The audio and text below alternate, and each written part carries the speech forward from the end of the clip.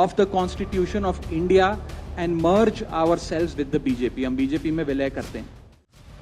देश की राजनीति में एक बार फिर बड़ा सियासी तूफान खड़ा होता दिख रहा है, जहां आम आदमी पार्टी के बड़े नेताओं के पार्टी छोड़ने और बीजेपी में जाने के दावे ने हलचल मचा दी है। खबरों के मुताबिक राज्यसभा सांसद राघव चड्ढा ने आम आदमी पार्टी छोड़ने का ऐलान किया है और ये भी दावा किया है कि वे भारतीय जनता पार्टी में शामिल हो रहे हैं। बताया जा रहा है कि उनके साथ राज्यसभा के कुछ अन्य सांसद भी पार्टी बदल सकते हैं, जिनमें संदीप पाठक और अशोक मित्तल के नाम सामने आ रहे हैं। सूत्रों के अनुसार दावा किया गया है कि आम आदमी पार्टी के 2/3 राज्यसभा सांसद संविधान के प्रावधानों के तहत बीजेपी में शामिल होने की प्रक्रिया में हैं। कि क्यों मैंने पार्टी की गतिविधियों से अपने आप को अलग कर लिया, और उसका कारण यह है क्योंकि मैं उनके गुनाह में शामिल नहीं होना चाहता था। मैं उनकी दोस्ती के काबिल नहीं था क्योंकि मैं उनके गुनाह में शामिल नहीं था। आज हम एक ऐसे मोड़ पर खड़े हैं कि हमारे पास सिर्फ 2 ही ऑप्शंस थे, 2 विकल्प थे। या तो हम राजनीति छोड़ दें और पिछले 15-16 साल जो हमने सार्वजनिक जीवन में काम किया उसे त्याग दें, या फिर हम अपने अनुभव को, अपनी स्किल्स को, अपनी पूरी ऊर्जा और एनर्जी को लेकर पॉजिटिव पॉलिटिक्स करें।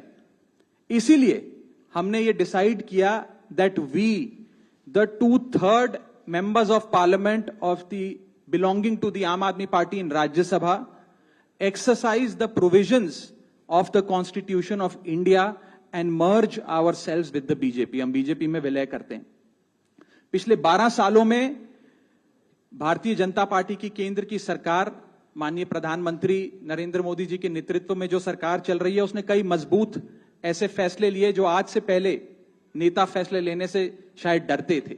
चाहे वो आतंकवाद की जड़ें उखाड़कर फेंकना हो या भारत को विश्व की टॉप इकोनॉमीज में लाना हो।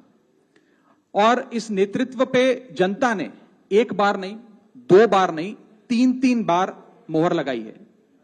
हम सब अपने आप को सौभाग्यशाली महसूस कर रहे हैं कि हम माननीय प्रधानमंत्री नरेंद्र मोदी जी की लीडरशिप में और गृह मंत्री अमित शाह जी की संकल्प शक्ति के साथ जुड़कर बिना रुके और बिना थके देश के लिए काम करेंगे। और जिन लोगों के मन में थोड़ी पीड़ा थी, दुख था कि मैं बतौर एक सांसद जो ऑर्डिनरी सिटीजन्स के ऑर्डिनरी इश्यूज को पार्लियामेंट में उठा रहा था, मैं शायद नहीं उठा पाऊंगा क्योंकि मेरी अपनी पार्टी ने मेरी आवाज बंद कर दी थी। मैं उन्हें भी कहना चाहता हूं कि आप चिंता मत करिए, मैं उसी कमिटमेंट, उसी जोश और उसी एनर्जी के साथ आपके तमाम मुद्दे उठाता रहूंगा।